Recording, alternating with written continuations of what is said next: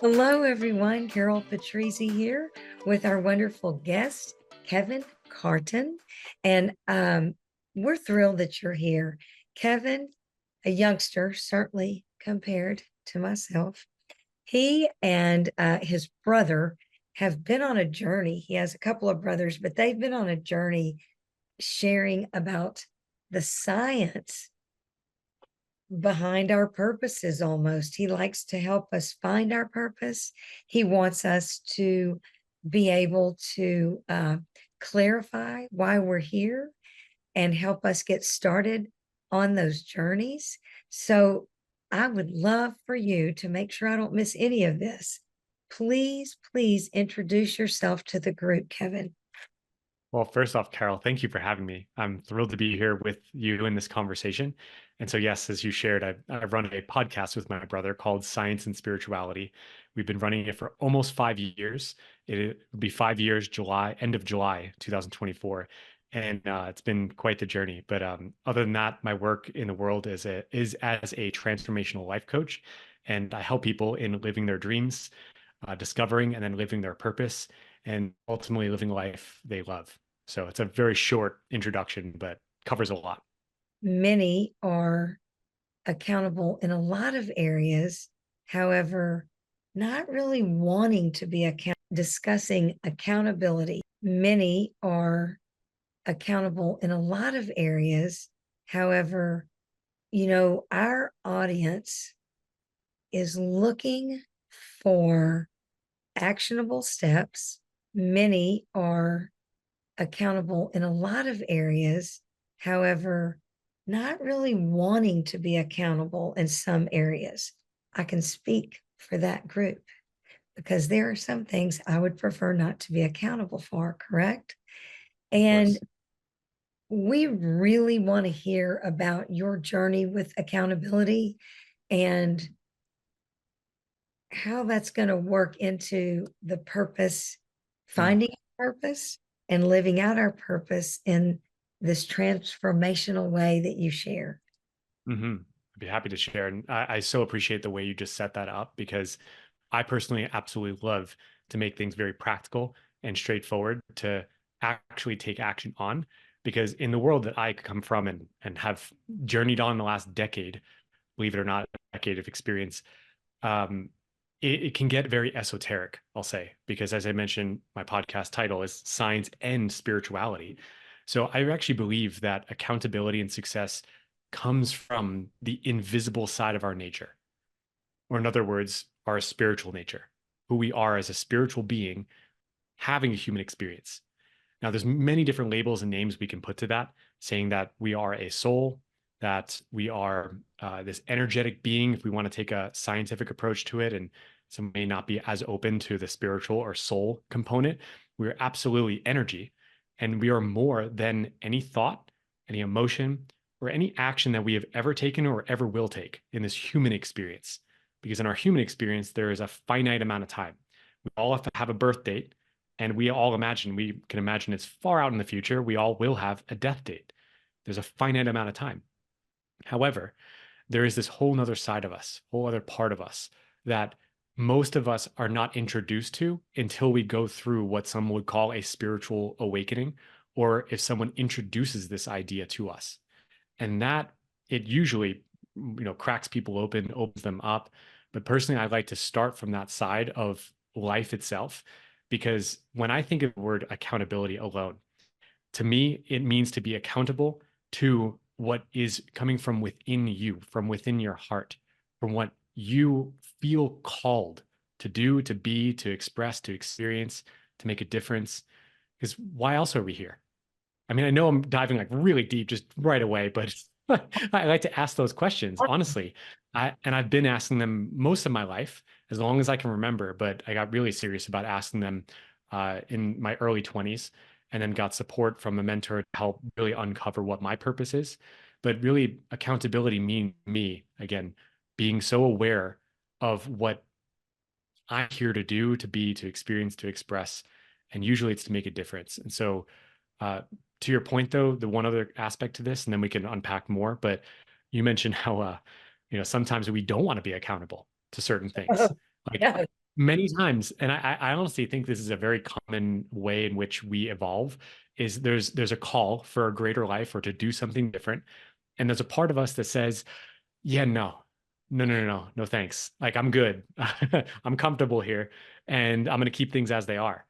But right, as most people know, it doesn't stay that way because life is all about change. And so instead of resisting change, is how do we embrace change? And that's really, to me, what accountability means. So it's a matter of understanding just how life works, that life is always about change. It's never about staying static. In fact, there's philosopher, Heraclitus, I think is his name. And I may be pronouncing that wrong, but it was in the 15 or 1600s. And he's this great quote, which I will remember forever, where he says, the only constant in life is change. right. Tell me where you want to take this conversation because Well, oh my goodness, sharing a I lot. love it so much. And I love coming from looking at things scientifically as well as spiritually. Mm, And you're addressing accountability by addressing being accountable to oneself and to one's purpose. yes. So, what would you share with those, let's say, and I have my own ideas about this, but for someone that has no idea, and there are a lot of people that ask the question, what is my purpose? How am I Right. supposed to know to know Yep. to know? Yes. What do you say to them? That's a great question. And thankfully, there's a simple answer. But hear me, I say simple, not easy, because most of us have been raised in a particular way from our parents, from our caregivers, grandparents, friends, family, teachers, just society at large, who do not ask this question in this particular way. So it's usually an opposite or a different way of living than most of us have been raised in or trained in or ever even considered. So the question is actually different, not what is my purpose or how do I know that? To actually discover that, to find that actual answer, it's asking a different question. And it is deceptively simple. I say deceptively simple because it's going to seem just very like, oh, that's easy. Again, but it's not easy. So the question being, what would I love? What would I love? And let me unpack it why I say that as a simple question to Please. ask, but then to really dive deeper into what is your purpose and then to actually be accountable to that spark of aliveness. So from a spiritual perspective, we're here to expand, to grow. And actually that ties in with a scientific perspective that from the dawn of time, what has been happening? Expansion. Straight up, if you accept the Big Bang as a theory, it's called the Big Bang theory because there's no technical way you can actually prove it. But I subscribe to that. I believe it's actually what had happened. But it does connect with a spiritual component of the beginning of the universe came from a very small point of matter, but it's what God said. God said, let there be light and life and creation. So I believe they're one and the same. But from the very beginning of time, what has been happening is just expansion. Expansion at first of just atoms and molecules coming together just to organize themselves in different ways. And then over millennia, I mean, billions and billions of years, we've then formed and we have this capacity to be aware of our thoughts, our emotions, and to this point, what would I love? So it seems like a simple thing, but really, when you ask that question, you go beyond the conditioning of the mind to what you think you should do or what your purpose should be or what other people say is what you should be doing. And you tap more deeply into really the stream of life or aliveness that is moving into and through us. And that's again from the dawn of time that has been happening. It's just expansion. And we feel that from our heart. And so when you ask that question, there's going to be some answers that might be nudges of things to do, people to talk to, changes to make. And that's where really accountability starts, is actually hearing and being willing to listen and then take action on those answers to what would I love. Okay, so I'm going to go with this seemingly simple question. Hmm. What would I love? Yes. Not what do I love? And is it Yes. what would I love to do? what would I love to see happen? What do I love now? Or is the Mm, question asking, what do I love going on in my life right now? And what do I love that is not part of that life? You know, mm, yeah, because what do I love or what would I love? Right. And the good news is that answer can take into personal, professional, or yep, financial answer. exactly. But is it, do you start with what's working that you love now and then go Mm, to what else would I love to be in my life? Is that the way that question? absolutely. So you can, I will say, but that question just goes right into the heart of what's next for me in my life and what is, in essence, life itself calling to me to do, to create, to change. So it's more forward looking and forward moving. However, the way you worded the question can absolutely be helpful because anytime I work with clients, I always help them tap into their gratitude so that they're dreaming from a place of a solid foundation and knowing that there's plenty of things that you absolutely have in your life that are great, that you can celebrate, that you can build from. So it's not coming from this place of lack, but it is coming from this place of abundance. And yet there is more that we may want to create or change or do. And that is really aligned with our purpose. So you can modify it for sure. Well, I love that. Would you give us an example of a new client with you Mm, and you ask that question, or you have them ask them that question to themselves? yes. What are some of the answers? Do you see a common denominator in many of the answers? Yes, usually, because we really, as human beings, only have four areas of life that we experience results, and we may want change in results. And that's our health, our relationships, our work in the world. I like to call it our vocare or vocation, because that denotes that it's a calling. It's not a career, Okay. although it can, be a career, but Right. I like that different definition. And then the fourth area is time and money freedom. So health, relationships, vocation, and then time, money, freedom. So, yeah, generally the answers are within any of those categories, and it's just about more life in any of those areas. But I generally work with people who are wanting to make either a change in their work in the world or just to expand the work that they're doing that is purposeful and that they do feel called to do, but it's just maybe not to the degree that they really dream and envision for themselves. But it does change, I will say, because you asked like a particular client, for example. One came to mind as you asked that question, and it's this amazing woman who's in her, I believe she's in her 70s. She's built many many dreams in her life already, and she owns a franchise school of the Goddard School, which is elementary education. And she's had one of the in the last 2 3 years, she's built one of the most successful Goddard schools in the nation. And just recently, when I supported her in asking that question, unfolding of what's next for her, what her purpose is, she actually had tears come into her eyes, and she had this awakening of, oh wow, it's actually time to let it go. And Wow. not from a bad place. It's just that there's a next stage of her life as she's transitioning and moving forward. And the answer was paradoxical because she's found so much purpose in what she's already doing and has made such an impact already.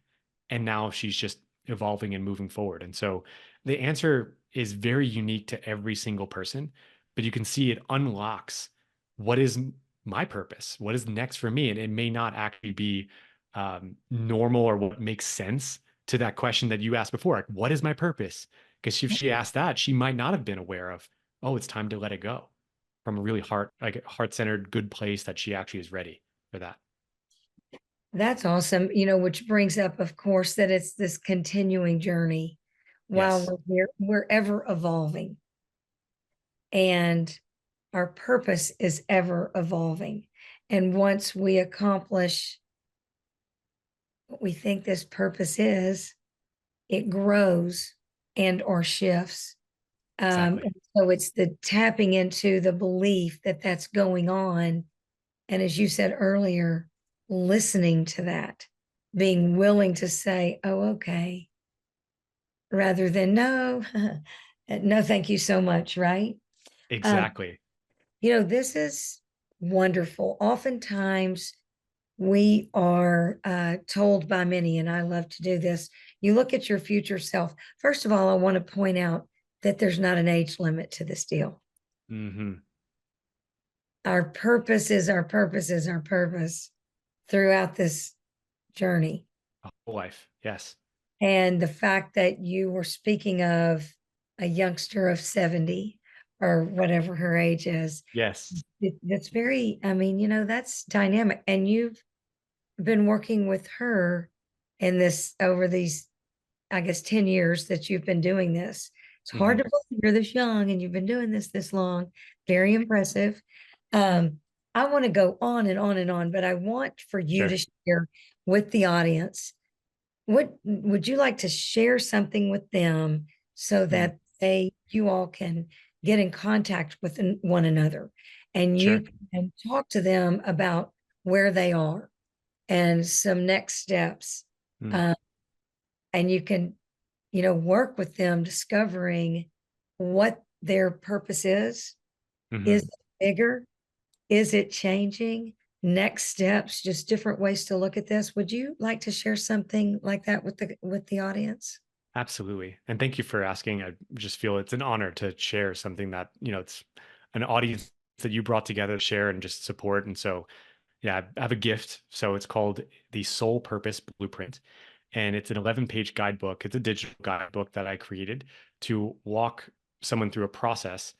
So you listening resonates, walk you through a process of first being aware of the way in which you're thinking about purpose or your dream or your life or what you want to create, to reorient it to a different degree, so you're not thinking from conditions or what society believes that it's, what your purpose is or what it should be, to really tap into your heart and then asking that question, for sure, what would I love?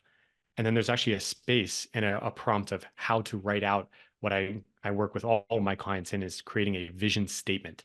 So there's actually a page to write out what is a vision statement, which is an energetic blueprint of the life you'd love to live. So it walks you through all of that and it's completely free. And then after that, there's a space that we can connect and then you can reach out to having a free call. So still highly recommend going through the guidebook first. Oh, and I can't wait.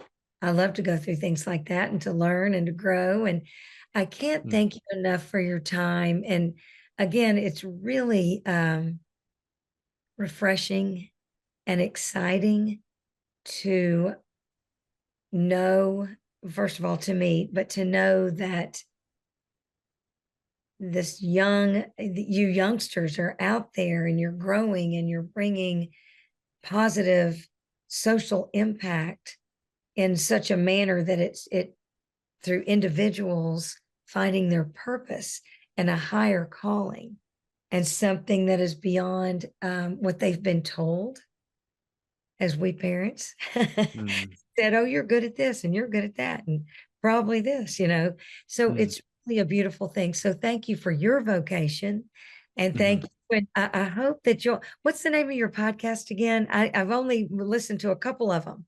Yes, it's called It's Science and Spirituality.